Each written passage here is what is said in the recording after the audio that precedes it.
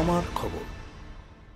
যেমন হাত দিয়ে ঢাকা যায় না, ঠিক একইভাবে মামাটি মানুষের প্রতি সমর্থন আর উন্নয়নের অশ্বমেধের ঘোড়াকে ষড়যন্ত্র করে, কুৎসা করে আর চক্রান্ত করে রোখা যায়নি, যাবে না।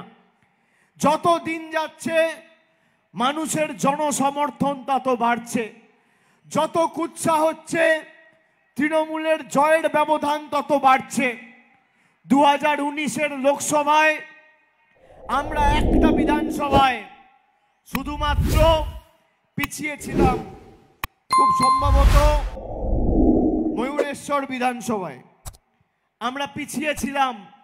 6টা বিধানসভায় আমাদের প্রার্থী জয়যুক্ত হয়েছিল, জয়ের ব্যবধান ছিল। পরবর্তীকালে 2021 সালে আমরা 7টা বিধানসভায় জয়যুক্ত হয়েছিলাম। আমি আজকে নানুরের মায়েদের ভাইদের অনুরোধ করব যে 2011-এর আগে সিপিএমের যে অপশাসন, সিপিএমের যে চোখরাঙানি, সিপিএমের যে সন্ত্রাস, হাড়মাত বাহিনীদের দাপাদাপি, আপনারা চোখরাঙানিকে উপেক্ষা করে 2011 সালে পরিবর্তন এনেছিলেন। আর আপনাদের ভোট 13ই মে, যেই 13ই মে 2011 সালে বাংলার মাটিতে বাংলার মানুষ পরিবর্তনের প্রথম সরকার প্রতিষ্ঠিত করেছিল। আমি আপনাদের মাথায় রাখতে বলবো যে আগামী 13ই মে যখন ভোট দিতে যাবেন, সিপিএমের ওই হাড়মাত বাহিনীদের অত্যাচারের কথাটা মাথায় রেখে যাবেন। তার কারণ আজ সিপিএমের হাড়মাতরাই লাল জামা পাল্টে গেরুয়া বস্ত্র ধারণ করে কাস্তে হাতুড়ির পতাকা ছেড়ে হাতে গেরুয়া পতাকা নিয়ে মানুষকে বিভ্রান্ত করতে আর বীরভূমকে অশান্ত করতে নেমেছে। আমি আপনাদের মনে রাখতে বলবো 2000 সালের 27শে জুলাই এই নানুর বিধানসভার অন্তর্গত সুচপুর গ্রামে কিভাবে তৃণমূল কংগ্রেসের 11 জন সমর্থককে নৃশংস নির্মমভাবে তৎকালীন সিপিএমের হাড়মাত বাহিনী হত্যা করেছিল। আমরা সেই দিনগুলি ভুলে যাইনি। 2014-র আগে বিজেপির কোনো নেতা, কর্মী, সমর্থক বাংলায় বিস্তীর্ণ জঙ্গলমহলের এলাকায় যেখানে সিপিএমের চোখরাঙানি দাপাদাপি ছিল আসার সৎসাহস দেখায়নি। প্রধানমন্ত্রী আজকে বোলপুরে সভা করে ভাষণ দিচ্ছেন লাভপুরে, যা সভায় লোক হয়েছে তার 3 গুণ লোক আমাদের প্রার্থীকে জেতাতে আজকে নানুরের এই সভায় এসে সশরীরে উপস্থিত হয়েছে। আমি মনে করি দেশে গণতন্ত্রে সর্বশেষে শেষ কথা বলে খেটে খাওয়া সাধারণ মানুষ। কোনো প্রধানমন্ত্রী, কোনো রাজ্যের মন্ত্রী, কোনো কেন্দ্রীয় মন্ত্রী, কোনো সাংসদ, জেলা পরিষদের সদস্য, বিধায়ক কেউ শেষ কথা বলে না, শেষ কথা বলে মানুষ। এদেরকে যোগ্য শিক্ষা দিতে হবে মায়েরা। 13 তারিখ আপনারা যখন ভোট দিতে যাবেন, শুধু অসিত মালকে আর তৃণমূলের প্রার্থীকে জেতানোর নির্বাচন এই নির্বাচন নয়। আমি আপনাদের বলছি, মায়েরা যারা আজকে এসছেন আপনারা হাত তুলে বলুন তো লক্ষ্মীর ভান্ডার পাচ্ছেন? সবাই হাত তুলে বলুন পাচ্ছেন। আপনি একটা কথা জেনে রাখুন, বিজেপির একজন কুচবিহারের নেত্রী 15 দিন আগে রাজ্য নেতৃত্বকে পাশে বসিয়ে বলেছে যে তারা যদি বাংলায় ভালো ফল করে তাহলে বাংলায় তারা 3 মাসের মধ্যে লক্ষ্মীর ভান্ডার বন্ধ করে দেবে। 2019-এ ভারতবর্ষে ক্ষমতায় আসার পর 100 দিনের টাকা, আবাস যোজনা, গরিব মানুষের রাস্তার টাকা, সর্বশিক্ষা মিশন, জলের টাকা সর্বত্র বন্ধ করে দিয়েছে। এখন এরা চাইছে আপনার লক্ষ্মীর ভান্ডার বন্ধ করতে। এটা আমি বলছি না, বিজেপির একজন নেত্রী বলছে। আমি রেকর্ডিংটা নিয়ে এসেছি, আপনারা শুনুন।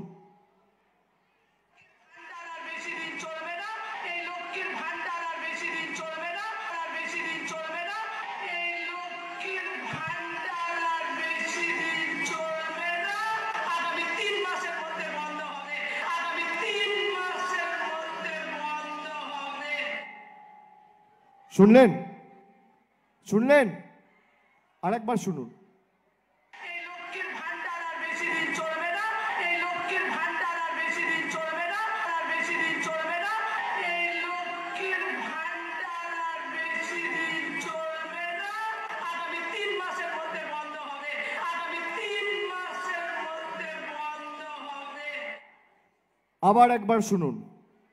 এই লক্ষ্মীর ভান্ডার আর বেশি দিন চলবে না, এই লক্ষ্মীর ভান্ডার আর বেশি দিন চলবে না, আর বেশি দিন চলবে না। এই লক্ষ্মীর ভান্ডার আর বেশি দিন চলবে না। আগামী 3 মাসের মধ্যে বন্ধ হবে, আগামী 3 মাসের মধ্যে বন্ধ হবে। শুনলেন মায়েরা?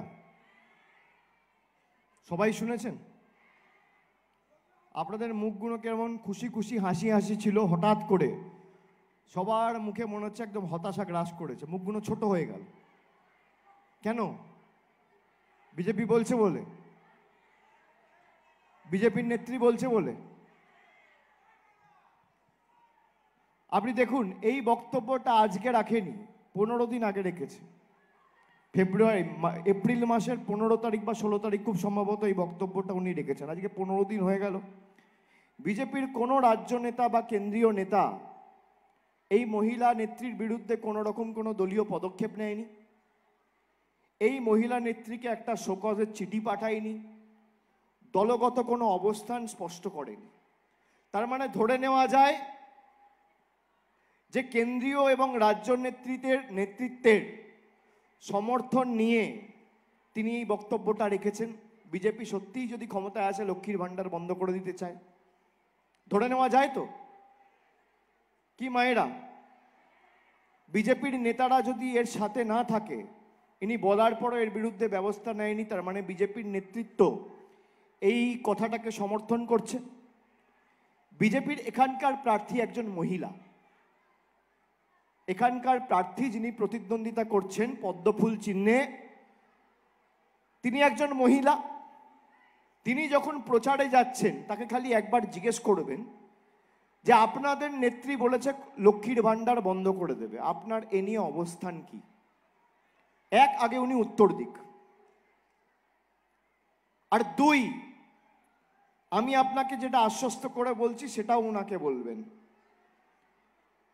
যে মামাটি মানুষের সরকার যতদিন বাংলায় রয়েছে, আপনার লক্ষ্মীর ভান্ডারের উপর কেউ চোখ তুলে দেখানোর দুঃসাহস করবে না। যতদিন আমরা আছি আপনার লক্ষ্মীর ভান্ডারে কেউ স্পর্শ করতে পারবে না। আপনি যেভাবে লক্ষ্মীর ভান্ডার প্রতি মাসের 1, 2, 3 তারিখের মধ্যে পাচ্ছেন, মাসের প্রথম 3 দিনের মধ্যে, আজকে 3 তারিখ, সবার অ্যাকাউন্টে লক্ষ্মীর ভান্ডার ঢুকে গেছে। 2 দিন পর যাবেন, পাসবই চেক করবেন, 500 টাকার জায়গায় 1000 টাকা ঢুকে গেছে। আর যতদিন আমরা থাকবো, তৃণমূলের সরকার, মামাটি মানুষের সরকার যতদিন বাংলায় আছে, আমার কোনো মা, কোনো বোন, কোনো দিদি লক্ষ্মীর ভান্ডার বন্ধ হবে বলে চোখের জল ফেলবেন না। আমরা বেঁচে থাকতে কেউ আপনার লক্ষ্মীর ভান্ডার স্পর্শ করবে না। এটা আমাদের গ্যারেন্টি, এটা আমাদের গ্যারেন্টি। প্রধানমন্ত্রী বলছেন যারা মাছ খায় তারা হিন্দু বিরোধী। আপনারা কারা মাছ খান দেশ বিরোধী? হাত তুলুন তো একটু। কারা মাছ খান একটু হাত তুলুন। হাতটা তুলে রাখুন, তুলে রাখুন, নামাবেন না। কারা মাছ খান হাত তুলুন। কারা মাছ খান? যারা ভিড়ে আছে পিছনে সবাই হাত তোলো যারা মাছ খাও। কারা মাছ খান? মাছ খেতে ভালোবাসেন? সংবাদ মাধ্যমের ভাইদের অনুরোধ করবো এই ছবিটা তুলে প্রধানমন্ত্রীকে দেখাতে পারবেন? কারোর সৎসাহস রয়েছে? আমার ছবি দেখাতে হবে না, দেখাবেন? আমি কৃতার্থ থাকবো আপনার কাছে। আমার ছবি আজকে দেখাতে হবে না। এই 20,000 লোক যারা মাঠে রয়েছে হাত তুলে বলছে আমরা মাছ খাই, প্রধানমন্ত্রীকে এই ছবিটা পাঠান। যাদেরকে হিন্দু বিরোধী বলছে, দেশ বিরোধী বলছে, যারা আমাদের কৃষ্টি সংস্কৃতি ঐতিহ্য জানে না, তারা ঠিক করবে আমরা কি খাবো, মাছ খাবো না মাংস খাবো। রাজনৈতিক দল আপনার কাছে ভোট চাইতে যাবে, সে নিদান দেবে আপনি কি রঙের জামা পরবেন, আপনি বাঁধাকপি খাবেন না ফুলকপি খাবেন, আপনি মাছ খাবেন না ডিম খাবেন, আপনি মাংস খাবেন না দুধ খাবেন, আপনি ঢেঁড়স খাবেন না বেগুন খাবেন, নিদান দেবে কেন্দ্রের সরকার।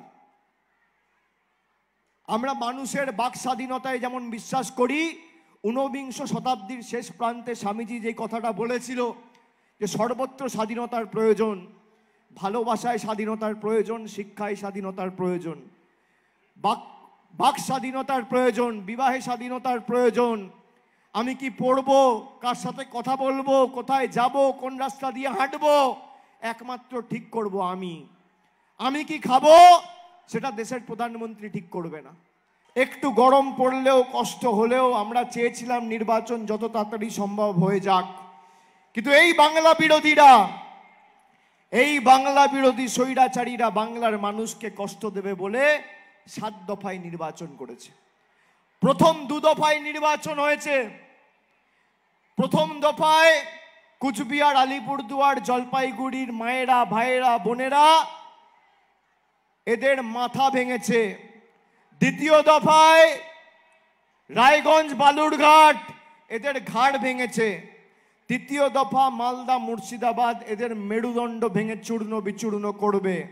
13 তারিখ আপনাদের ভোট, আপনারা কোমরটা ভাঙবেন। পঞ্চম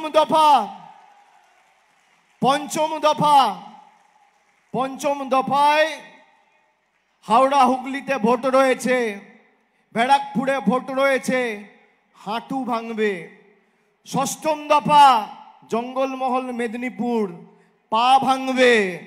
আর সপ্তম দফা তো আমি রয়েছি, ডায়মন্ড হারবার, দক্ষিণ 24 পরগনা।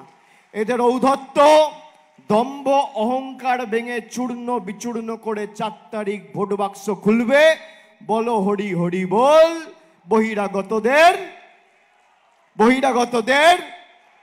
বহিরাগতদের বাংলা বিরোধীদের তাহলে আগামী দিন আমার আপনার সবার প্রার্থী, জোড়া ফুল প্রতীক চিহ্ন নিয়ে মমতা ব্যানার্জির প্রার্থী, তৃণমূল কংগ্রেসের প্রার্থী, জনতার প্রার্থী, বোলপুরের প্রার্থী, বাংলার প্রার্থী, বাংলার স্বার্থে লড়াই করছেন অসিত মালকে জোড়া ফুল চিহ্নে সকাল সকাল নিজের ভোট নিজে দিয়ে বিপুল ভোটে জয়যুক্ত করতে হবে। বাসন্তী দেবী গাঙ্গুলি ফাউন্ডেশন দ্বারা পরিচালিত উর্মিলা বৃদ্ধাবাস সেবা করাটাই মূল উদ্দেশ্য আমাদের। তাই বয়স্ক মানুষদের পরম যত্নে আগলে রাখছি আমরা। রয়েছে অন্ন, বস্ত্র এবং সুচিকিৎসার ব্যবস্থা। ঠিকানা কালিকাপুর কলোনি, বোলপুর।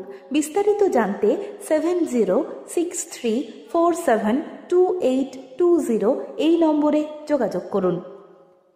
দেখতে চোখ রাখুন আমাদের ফেসবুক ও ইউটিউব চ্যানেলে।